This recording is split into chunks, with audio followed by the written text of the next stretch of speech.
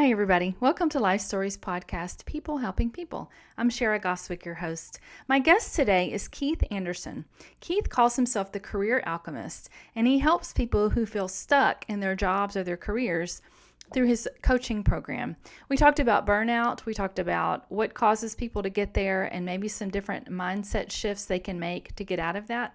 But he also has a great book that's coming out very soon that is going to help people in the same way. I think you'll be very encouraged by this conversation. Thanks for being here. How are you? I'm good. How are you? Good. Yeah. So you call yourself the Career Alchemist, and you help Yeah. people who kind of feel stuck in their careers, wanting to make some changes or to do something better. But that's not how you started. You were a teacher for a while, right? Yeah. Yeah. yeah, I was a teacher, and I'd been teaching for about 8 years, and I had become so burnt out. I was teaching in higher ed, and I realized I had been kind of low-key miserable for a while, Right. but I had basically a tipping point where I realized this I can't do this anymore. They don't Yeah. really care about me, the institutions. I had a pneumonia, and the I went to the hospital, Oh, and gosh. I know, right? And I called the HR, told them obviously I'm in the hospital. They gaslit me. They said, "Well, what about your students? Who's going to grade their essays? Who's going to proctor the exam?" Didn't really care that I was sick or anything. So I just was like, okay, the icing's, or what is it? The writing's on the wall. Right. Um, not the Yeah. not the icing on the wall. Um, so from there, it took me a year and a half of really inner discovery to figure out who I was outside of teaching, because I identified so much of my profession, right, that I didn't know really who I was outside of Yeah. that. So, fast forward, I moved into the tech industry. Now, 10 or so years after that, I became a career coach, right? Yeah. And as I was talking about before, that transition that I made, I really help people make these large transitions where they're doing it from a place of empowerment, not a place of lack and Yeah. you know, uh, and confusion, right? Yeah. So yeah, that's why I do what I do. That's that's awesome. So Yeah, one of the things I read about you is that you teach job seekers to stop chasing jobs and start attracting jobs. What is something somebody yeah, can do to kind of flip that script? yeah. So first, there's a big piece of this is mindset, right? And in the current like job search approach, in the traditional approach, it tends to be right. Like you apply for a job online with your resume, you pray and hope that someone reaches out, and you should be so honored and blessed that they do, that they chose you, right? It comes from a place of disempowerment, right? Yeah. And a bit of lack and need, right? So essentially, I talk about career attraction or job attraction, right?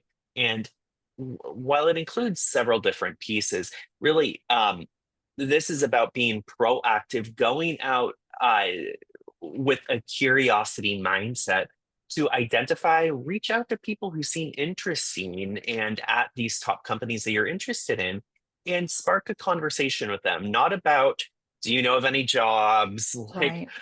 and who can you connect me with, right? But just sincerity about who they are and connecting with them, right? Yeah. Once you start showing people that you authentically have skin in the game with them, things then start to open up, right? Right. People, their guard starts to come down, right?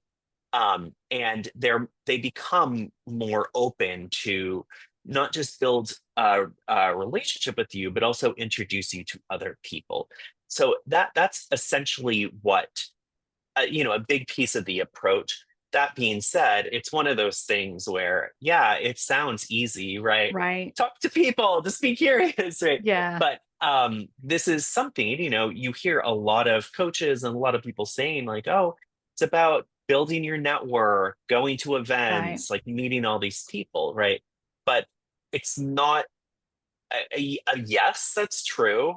However, most people fail because of the approach that they're taking, right? Right. Right. And they reach out to tons of people and they get like practically no responses, or if they get responses to like LinkedIn requests, for example, it's just like, oh, thanks for connecting or nice to Right. meet you. Right.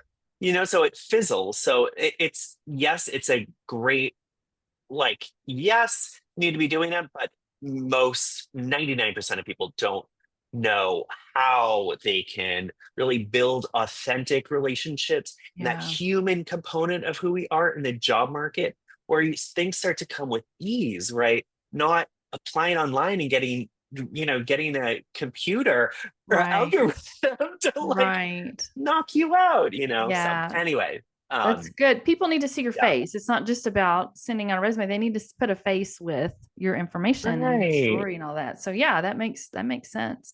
What are some Yeah. signs or symptoms of people who are stuck? Maybe somebody doesn't even Mm. realize they're feeling stuck. Yeah. So essentially, our energy can tell us a lot about whether we either currently are stuck or we're going to be stuck, right? Yeah. Overall in life, things should be moving, you know, overall with ease, right? Yeah. Where, um, you're getting energy from what you're doing. You're excited, right? When that starts to wane, that could be the first sign that burnout might be happening. Yeah. Another thing too is, we have our four selves, right? Mhm. Your professional self is one of them, right? But you need to be um in tune with these other pieces, your physical self, your mental self, your emotional self, right? And spiritual self even too. Right. um and and a big piece of burnout comes from focusing too much on the professional side, right? Right. Mainly because our jobs and the companies and society tells us that to be successful, you need to be working all the time. And, when everyone asks you, how are you doing? And you say busy, that's seen as an accolade, an Right. accomplishment, Right. right? But those are signs of burnout, right? And I think people do get confused, right? Because they're kind of mixed messages that we're programmed with, right?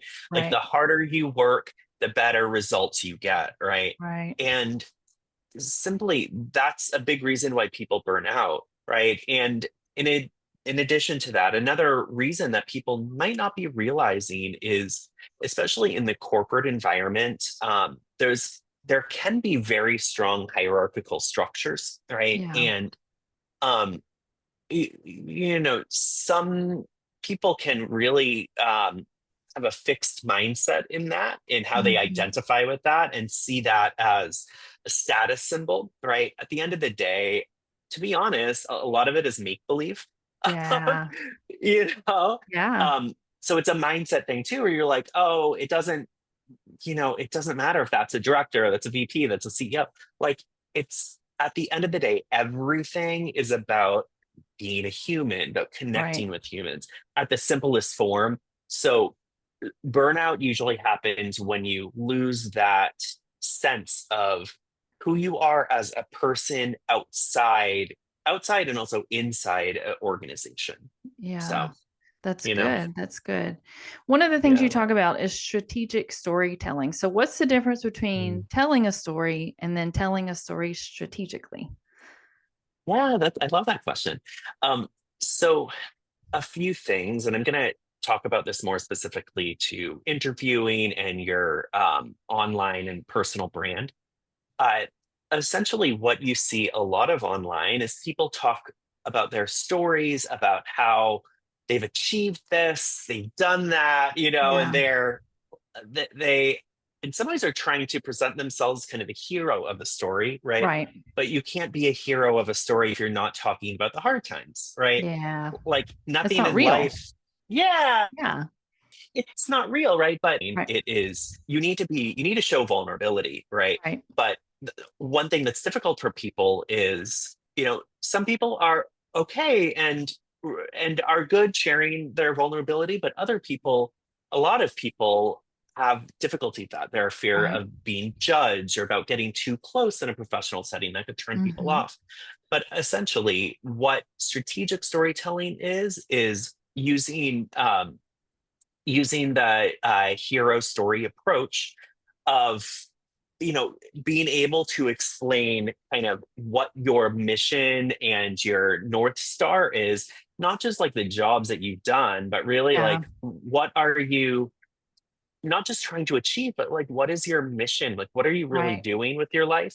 And then how the pieces of your story have fit into that. And when I say Yeah. fit into that, there are highs where you've achieved great things. Amazing, right? Yeah. But there's also the struggles, there's the pain points, there's the learnings and the lessons that you've gone through that's made you stronger, right? Just as Christina Aguilera says, right? What doesn't kill you makes you stronger. That it's kind of like that approach, right? And we are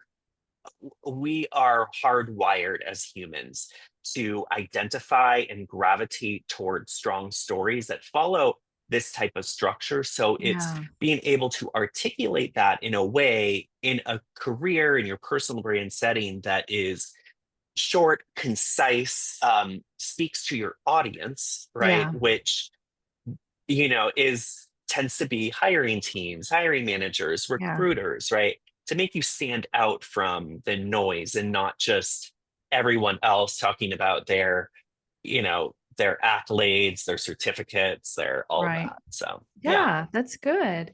One of the things you mentioned earlier was about LinkedIn. Mm. What is something that somebody could do or change maybe in their profile to make them more magnetic to recruiters and people that are could be a benefit to them? Yeah. Uh, for sure. So one big thing I recommend is including something they call warmth signals Okay. on your LinkedIn. So you want to show what makes you some things that make you a little bit unique or slightly Okay. quirky, right? Um, for example, on LinkedIn, like it's a professional network, quote unquote, Right. right? So people really lean into competency markers of showing Yeah. what they've done, like how you know amazing they are, right?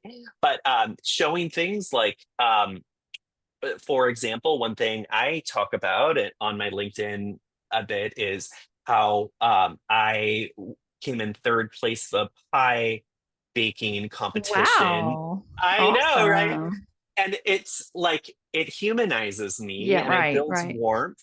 And also, what's quirky about it is I'm not saying I got first place, I'm Right. like the best, but third That's pretty good though. place. What kind of pie was it? Yeah, it was an apple pie. Oh, yum. Apple crisp. I know, you can't go wrong, That's you right. know? That's right. Well, that's great. No, Yeah, I understand. That makes sense. That makes sense. You yeah, make yourself human on there. And, right. I've heard people talk about in podcasting not to take out every little and take out every little that Mm, nobody wants to listen to a perfect, everything. You want to be human. You want to be yeah, seen as that. So that makes sense. I like that. yeah, yeah. You have helped a lot of people pivot their careers. Is there a story or someone that stands out to you that really was special that you were happy to be able to help? Oh, it's a great question. There are a I lot bet of there's a folks. lot. Yeah. Yeah, yeah. So I'll tell you, the people are that I enjoy working with the most and uh, who we also who I grow together with are people who are feel very stuck and they're wondering like is this all that there is to life, Right. Right. like 9 to 5 going to the office and just sitting there in your cubicle dreading life and Yeah. and that's not all there is, right? Right. So um it- you know uh, uh, these are the people, right? This type of person where when we work together through starting with empowerment and Hmm. then getting clear about what your north star is, that vision of where you are your happiest in terms of giving back to humanity, giving back to the planet, whatever that looks like, right? Then we start peeling back these layers of like, who are you in that professional setting? What do you bring to that? And it's not about these roles, not about moving up the, Right. career ladder, right? It's about going deep to then go out and become Yeah. much bigger than you are today. So, in terms of like specific people, um, one person that I've been working with recently, she just graduated with the MBA program from a prestigious university here in the US. Uh, but she realized after she graduated, she's like, well, what am I have been getting like straight A's in school from bachelor's, master's, all of this stuff. Right. It's like, well, what's next, right? Like, it's she's tried to network her way into things, and she thought that her good grades and this Ivy League school would get her places, but it's Right. not, right? So she is like this cookie cutter half, honestly, that she thought was her like dream ticket isn't, right? So Yeah.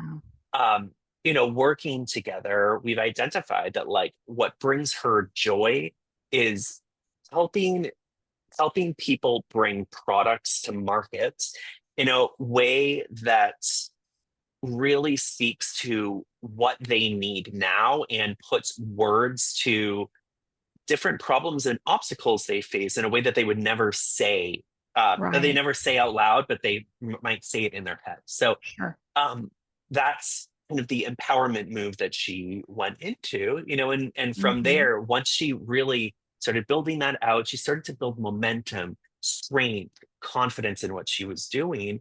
That I think 3.5 months later, she landed her first job after Wow. her master's program at Meta as Oh, associate wow. product manager.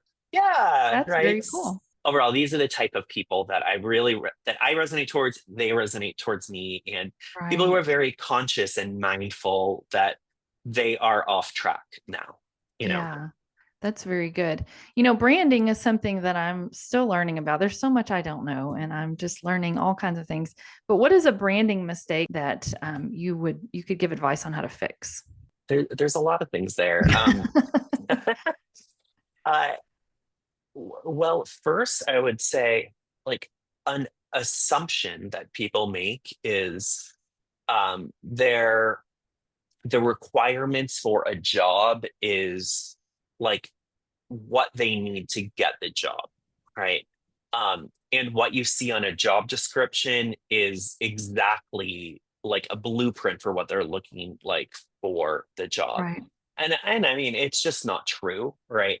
Once you start getting in, and what I show people how to do is go from being an outsider, complete unknown at your top organizations, becoming an insider to have people believe in you inside to want to take a jump and hire you, right? Yeah. um, and basically having them feel that they know what they're getting, right? Which most people Right. don't do well because they're focusing so much on what the job description says and the requirements there. So, first, I would say, um, don't focus so much on that. Focus more on this human connection and talk to people before either applying or after you apply, and reach out to people. And the worst that can happen is they don't respond back. So Right. that's the first piece. The second one is because like all these certifications and all the years of experience, it, it's really arbitrary, and those are like easy blockers, right? Yeah. um, you want to set yourself as a unique hire, right? Even if you have those 20 years of experience that they're looking for, right? Like really identify what sets you apart. And it doesn't need to be some like grandiose thing, right? Really, having that attitude on your personal brand. Let's just keep it concrete for Yeah. now on that, not kind of moving around wishy-washy. I mean, I was there, I'm guilty of this earlier on, and this is what my book is about too, right? But having that drive, dedication to know that while this might not be the life trajectory that you want to take for the rest of your life, have conviction, right, that this Right. is where you want to go, and people can read that on your LinkedIn, on your resume, energetically, all of this. So Yeah. um, that's my advice, right? Don't try to be the generalist. Try to Right. hone in on tuning in first on in yourself, on what brings you joy, how you give back, and then how you're presenting yourself from a place of Yeah. authenticity online. Yeah. And it's good. Don't you think it's good to have people that know us kind of look at what we're doing and maybe make some suggestions, because other people can see I mean, we may look at it one way, but other people may see it completely differently. And that's hard to Yeah. do, being vulnerable like that and having somebody say, okay, this is what I think you need to change. But I think Yeah. it's helpful. It's beneficial to do that. Yeah. Oh, I definitely agree. I think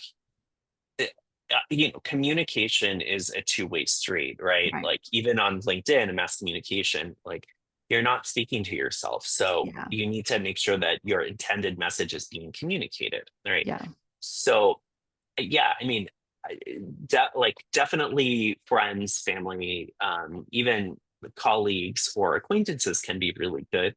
But I would even take it a step further too, is talk to people that you don't know right now and get Right.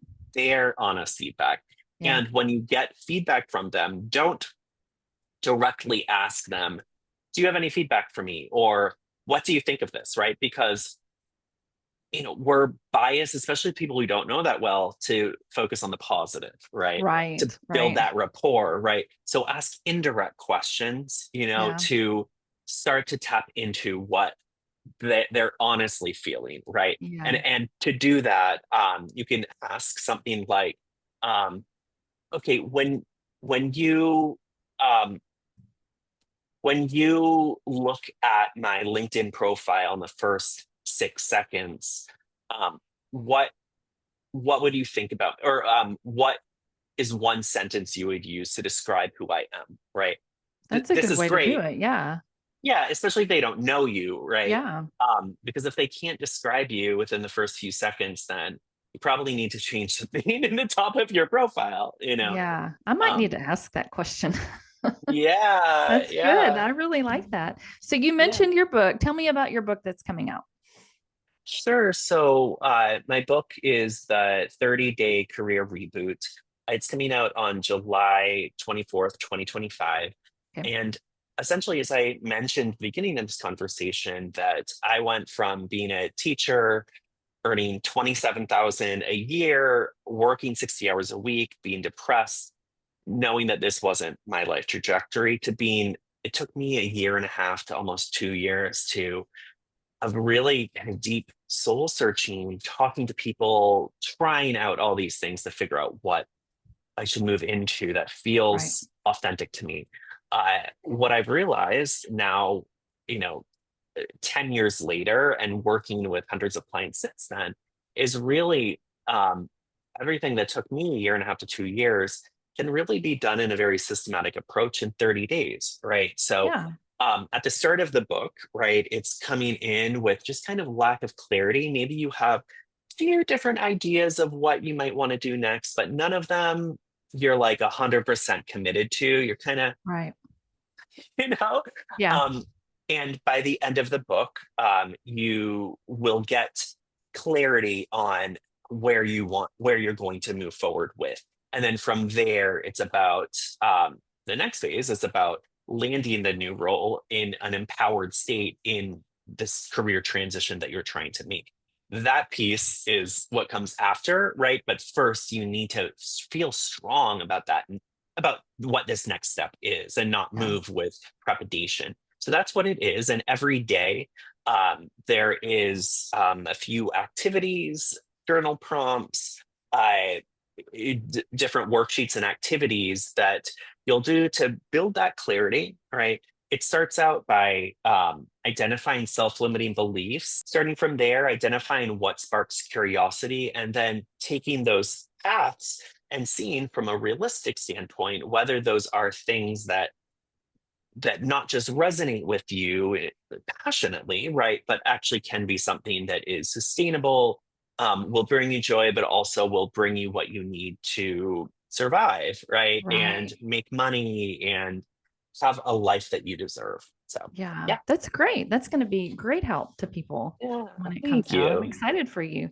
So, last Yeah, question before I let you go. If somebody's yeah. listening and they think this all sounds really good, but it's too late for me, it's going to be too hard to change, what would you tell them? I mean, I work with a lot of people who believe that, I'd say 70 to 90% that they can't make changes, or yeah, while it sounds amazing to move into whatever sounds great, financially they can't do it, their benefits, Right. all these things, right?